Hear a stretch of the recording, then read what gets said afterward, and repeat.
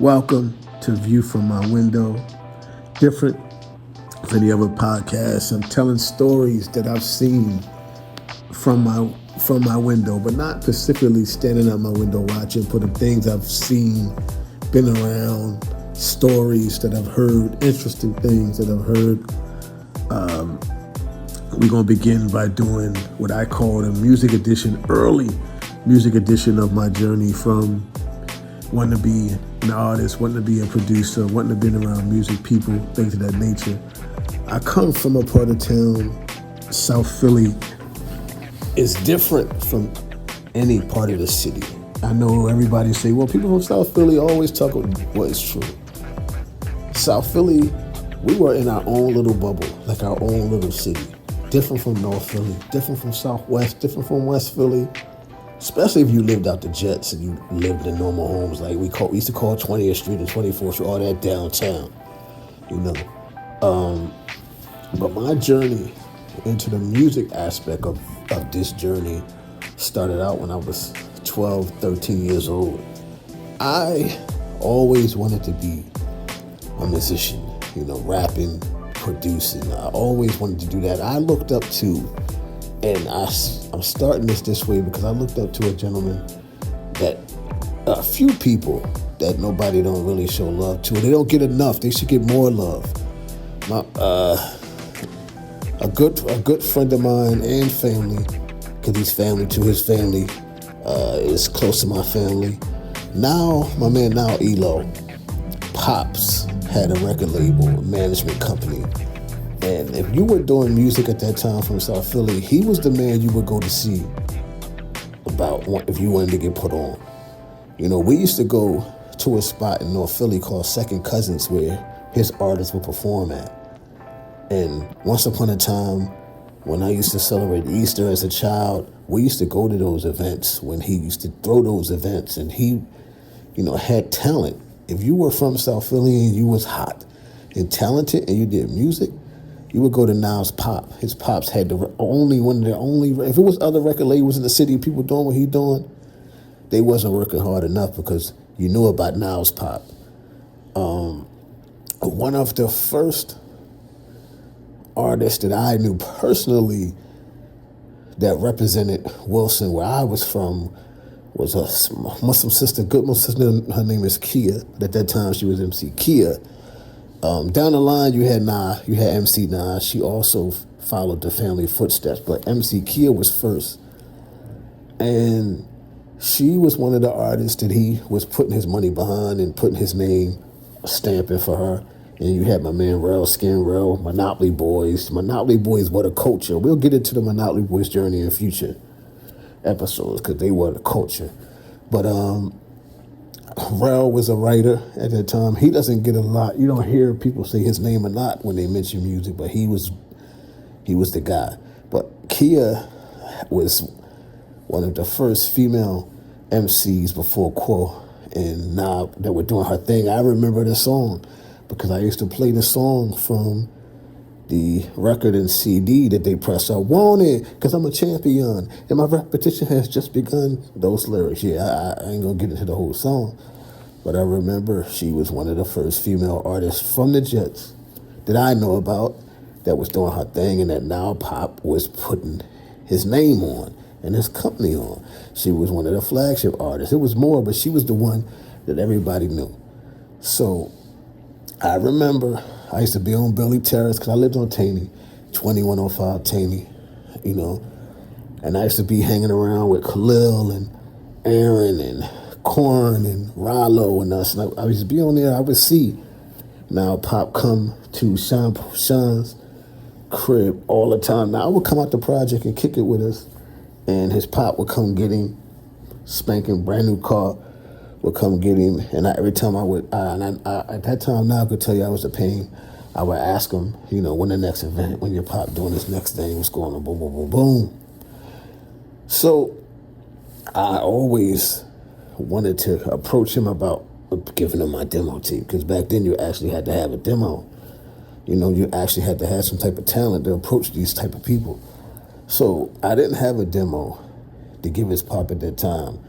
and I was just getting into it. I didn't even know how to write 16 bars at the time, but I knew I wanted to do music. Fast forward, we used to go to Second Cousins every Saturday or Sunday to see his artists. And I remember out the Jets, Rel used to keep telling me about this guy. He used to make the beats for Harv, and the name was Spoonie C. If Spoon was alive today or got a chance to get away from his demons and all the things he was going to, Spoon would have been Dr. Dre, DJ Premier. That's who Spoonie C would have been. Spoon showed me the SP1200. Now, I couldn't afford the SP1200. Mom Dukes bought me the 9-second Gemini DJ mixer / sampler. Pops bought me this Casio pink and black keyboard, 16 keys, and I had that. And I had a turntable that my uncle Ricky gave me. It was a turntable that he was going to throw away. I had that. So I wasn't doing pause tapes. I was literally sampling the 9 seconds. I would sample 9 seconds onto a tape deck, go back and get drums off of James Brown record, sample that, and that would be the stuff I would write rhymes and stuff to. Spoon showed me the SP1200. It was about 15 pads, but it was only like 12, 13, maybe 15 seconds, maybe 8 on the SP1200, and he showed me how to divide the sounds and how to put them all together and sequence them. So he would show me how to put the tracks together inside the SP1200. Now, Spoon was our Marley Marl at that time, our Teddy Riley at that time. When you needed beats, you would go to Spoon. Spoon was working on a project with Harv. Dell was locked up at that time, so they wasn't the Murder MCs yet. Not just yet. Rel was still writing for Now Pops, writing a bunch of stuff. So once I learned that process of making beats, it took me about a year and a half to really, because at that point, once I started making beats, I wanted to rap to my own beats. Rel taught me how to take my 3 minutes of lyrics and divide them between the 16 and the hook, and told me that the hook was the most important part of the song. When you got a good hook, people gonna flock to that record. And he also told me that the showmanship of the record, the cadence, how if you listen to all the artists, man, you listen to the artist, this artist got this distinct voice, boom, boom, boom, and that's how you do it. And he told me that aspect of it. So a year and a half went past. At this time, Naima, MC Nah, she's rapping at the time, and Rel busy helping her write raps, but she was the more street side of what Kia was doing, and I still didn't get a chance to get a demo over to Now Pops because I was still trying to find out who I was. So fast forward, I'm getting my confidence together because I had a real bad stage fright for being overweight. So I think the overweight helped me back from really wanting to do it and really wanting to go to his pops. Like, yo, I rap, this is what I do, is my demo tape. So I leaned more to trying to help others do stuff. So I started following Harv and him around and read to stuff he used to do. And I really started getting my confidence, and that's when I ran into Schuylkill. Those guys were rapping, because it wasn't just, it was a lot of groups and artists out the projects that was rapping, other than Harv and all of those guys that were rapping doing their thing. But I stayed around Spoon and Harv and them because, like I told you, Monopoly Boys was the culture when it came to anything hip-hop. They were hip-hop to me. So we'll get into that in later podcast episodes. But, so I started doing my thing, and then a friend of mine named Rich, he started rapping, became Miracle. We had a school that he started rhyming, and then we used to go downtown to like Bonzo Street or to Mikey B Studio, and we used to battle cats like Murder Muil and all of those folks. We used to go battle them cats. Like Friday and Saturday, go to the house parties and battle. That was our thing on the weekends. We used to battle, and then come back out the Jets. We used to go to the Electric Factory and things of that nature. That's where I started getting the confidence that, I can do this.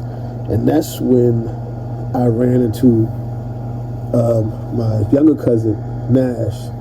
At that time, once upon a time, he wanted to be doing R&B, but he gradually got into hip hop. So once I knew I had a family member that rapped, I was like, you know what? I got somebody else I can do this with, because it was just me for a long time, because none of my friends now rap. Back, I didn't know, to this day, I still didn't know that Mike Boo, Rick's cousin, was rapping until later. But at that time, I was the only one in my crew that was rapping.